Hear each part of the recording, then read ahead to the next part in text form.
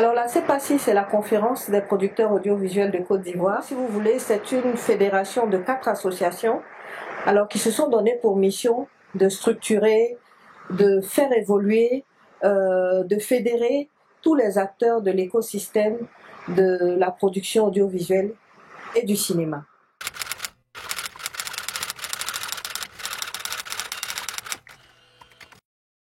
Lorsque j'ai pris fonction à la tête de la CEPACI, lorsque j'ai été élue présidente de la CEPACI, j'ai pris l'engagement de créer un événement qui pourrait associer tous ceux qui sont dans l'audiovisuel et le cinéma. Et j'ai toujours rêvé de faire un événement comme les Golden Globes, comme le Festival de Cannes et tout ça. Vraiment un événement de prestige qui pourrait même créer des stars en Côte d'Ivoire. Donc voilà un peu la genèse de la NISA.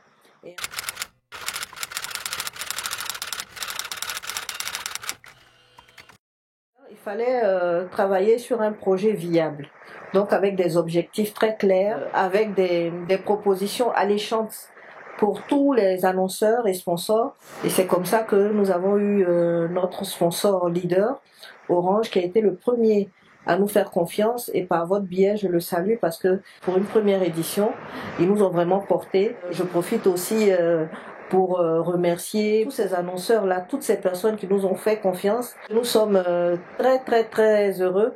Nous leur assurons qu'ils ne seront pas déçus.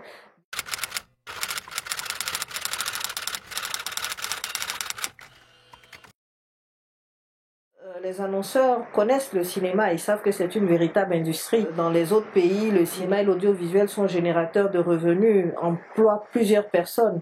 Et à côté de ça, nous avons les institutions aussi qui nous ont fait confiance. Nos ministères de tutelle, le ministère de la Culture, le ministère de la Communication, la Primature. Donc toutes ces structures-là nous ont fait confiance et nous ont aidés aussi. Et je pense que ce qui a compté aussi, c'est peut-être l'expertise de la structure que nous dirigeons depuis une vingtaine d'années. Nous avons organisé plusieurs événements qui sont des événements qui ont fait leurs preuves. C'est un événement qui a suscité l'adhésion déjà de toutes ces personnes qui sont au sein de la production et du cinéma. Nous en sommes heureux, on s'attendait parce qu'on sait que c'est un événement qui a été très attendu.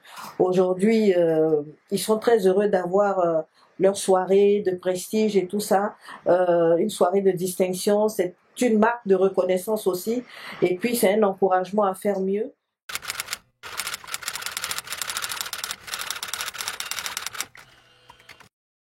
Alors les critères ont été simples. Comme c'était la première édition, nous avons étendu un peu les années qui sont concernées par les films. Donc ça, déjà, on s'est dit pour une première édition, il faut être assez large pour pouvoir donner la possibilité à tous les films de pouvoir se présenter. Donc là, on a été un peu large sur ce critère. En deuxième lieu, comme vous le savez, la qualité du son, de la lumière est très importante. Et donc le comité scientifique a privilégié ces critères-là, c'est-à-dire la qualité du son, la qualité de la lumière, le scénario. Et donc ça a été vraiment les premiers critères pour procéder au dépouillement. Le dépouillement étant fait, maintenant le jury est en train de travailler et je vous assure que c'est un jury qui a une crédibilité incroyable dont personne ne peut douter. Le jury est en train de travailler sur les mêmes critères mais encore plus affinés. Et donc c'est au-delà, c'est après ça, ce travail de jury, que nous attendons maintenant les films qui seront sélectionnés, enfin qui seront primés le soir du 17 mai.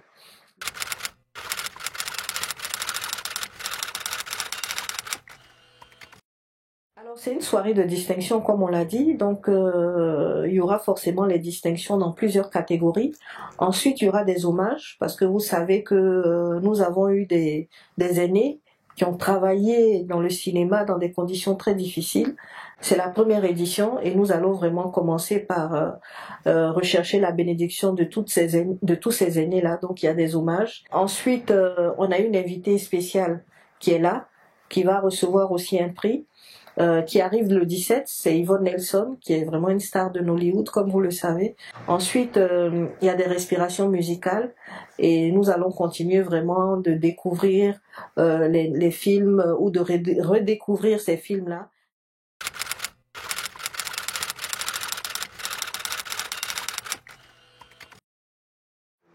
D'abord, c'est que ce soit institutionnalisé, c'est de pérenniser cet événement-là, et puis de créer une saine émulation, parce qu'en général, ça sert à ça.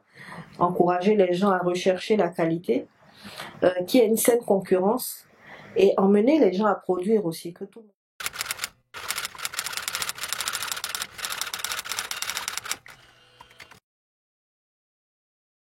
Alors oui, Première Ligne se porte bien. En ce moment, on a tellement de projets.